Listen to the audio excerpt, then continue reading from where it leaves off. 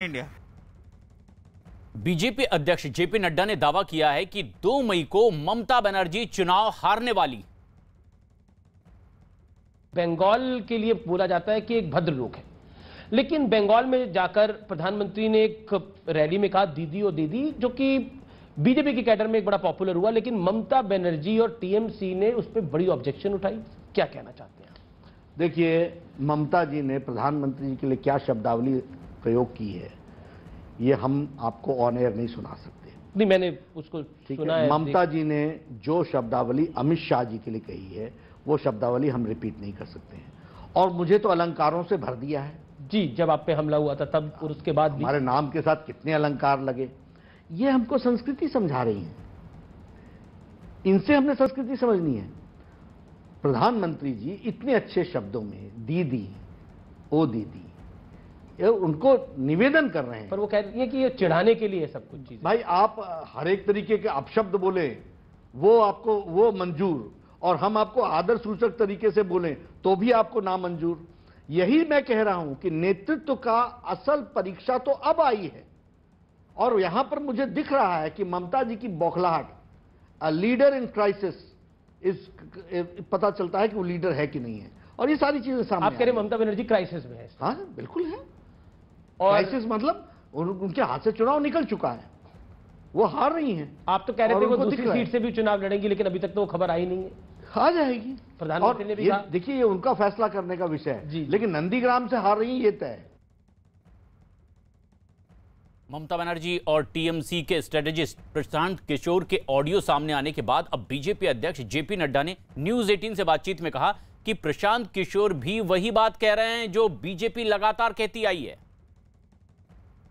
Social media platform है जिस पर काफी वार्तालाप होता है, और वहां पर ममता बनर्जी के जो चीफ स्ट्रैटेजिस्ट है प्रशांत किशोर, उनका एक ऑडियो वायरल हुआ है जिसमें वो बीजेपी को जो बंगाल में समर्थन मिल रहा है उसकी बहुत साफ तौर पर बात कर रहे हैं।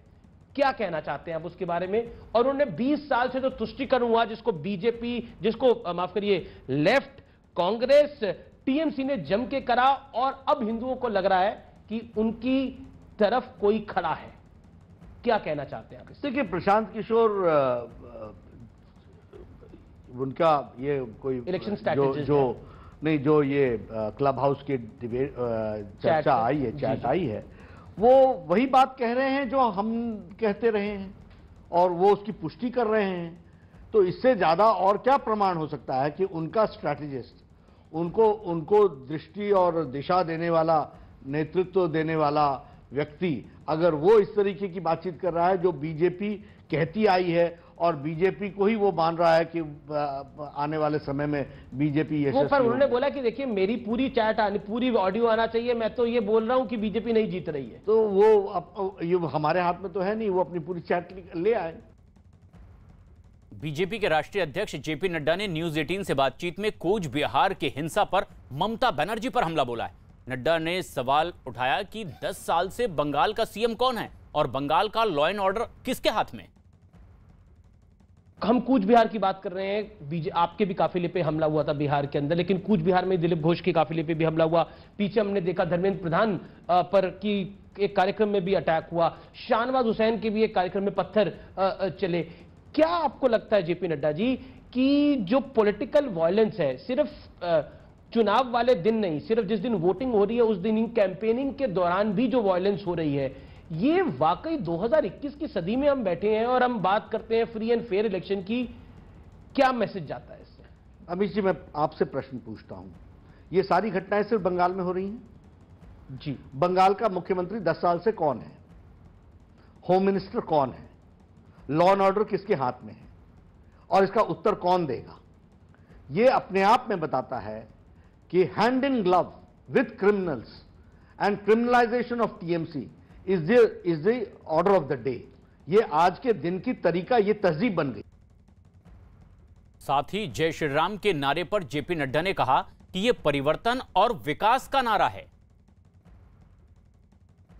जय श्री राम के नारे आपकी सभाओं में, आपकी रैली को मैंने देखा, आपके रोड शोज को मैंने देखा, उसमें आम है। अमित शाह के कार्यक्रमों में, प्रदेश के प्रधानमंत्री के कार्यक्रमों में आम हो गया जय श्री राम के नारे को। इसको आप कैसे देखते हैं? क्या ये कॉम्युनल एजेंडा है, क्योंकि ममता बनर्जी खुद अब चंडी पाठ कर रही हैं?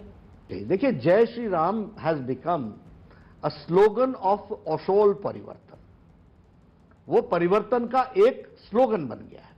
और जय श्री राम को, और वो भी कैसे, किसने कहा था मुख्यमंत्री को, चीफ मिनिस्टर को, कि अपनी गाड़ी रोक करके 4 बच्चे बेचारे नारे लगा रहे थे तो उनको अरेस्ट कराना? ये आपने 2019 की लोकसभा चुनाव ठीक की है, बात कर, कहीं नारे लग गए तो उतर करके डांट देना। तो आपने ही तो पॉपुलर कह रहे कि आप नहीं, उनका आरोप है कि आप लोग चिढ़ाते हैं उस नारे। देखिए, मैं फिर कहता हूं, वो नारे इसलिए लगा रहे हैं क्योंकि उनको दिखा है दुर्गा पूजा को आपने रोका है, आपने सरस्वती पूजा को रोका है, आपने राम जन्मभूमि के अयोध्या के शिलान्यास के दिन कर्फ्यू लगाया है। कौन बातों को? बीजेपी के राष्ट्रीय अध्यक्ष जेपी नड्डा ने नतीजों से पहले ही असम में कांग्रेस उम्मीदवारों की बाड़ेबंदी के बहाने राहुल गांधी पर सीधे निशाना साधा है।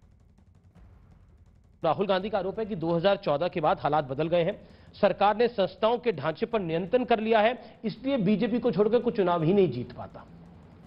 देखिए, मैंने कई बार कहा कि राहुल जी और कांग्रेस पार्टी अगर आत्मचिंतन करते ना, और वह यथार्थ के साथ जानकारियां हासिल करते तो उनका बहुत भला होता, पर वो करेंगे नहीं।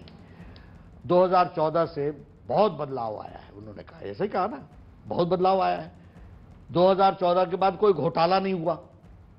2014 के बाद प्रधानमंत्री जी को देश के सर्वोच्च सम्मानों से नवाजा गया है, एक नहीं 10-15 देशों के द्वारा।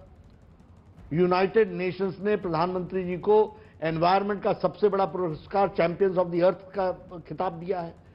तो ये बदलाव तो 2014 के बाद बहुत आया है। वो पर संवैधानिक प्रस्ताव की बात कर रहे हैं, विकास की दृष्टि से उन्होंने इलेक्शन कमिशन को लेकर भी तंज करा, जब बीजेपी के कैंडिडेट जो असम में थे उनकी गाड़ी से ईवीएम निकली थी।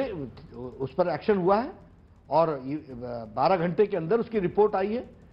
लेकिन आप बड़े इंटरेस्टिंग पार्ट इसको देखिए कि जब आप चुनाव जीत जाते हैं तो आप शहंशाह होते हैं, और जब आप चुनाव हार जाते हैं तो ईवीएम दोषी होता है। ये कैसा खिलाड़ी है, और ये कैसे खेल खेलने वाली टीम है? ऐसे टीम की, इसलिए मैंने कहा कि आपको अभी सच्चाई से परिचित होना बाकी है। जिस दिन आप हो जाएंगे आपका भला होगा।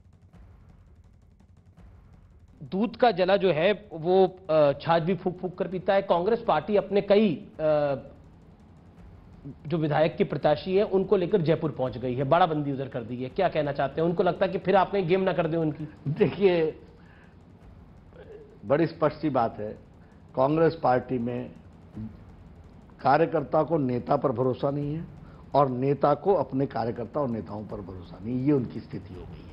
ऊपर कह रहे हैं हमें भाजपा पे भरोसा नहीं, कुछ भी कर देंगे हमारे साथ। ऐसा नहीं है जी। बात यह है कि उनकी पार्टी अपने आप में अपना घर संभलता नहीं है, अपनी परिस्थितियां संभलती नहीं है, अपने में अविश्वास है, दूसरों को दोष देते हैं।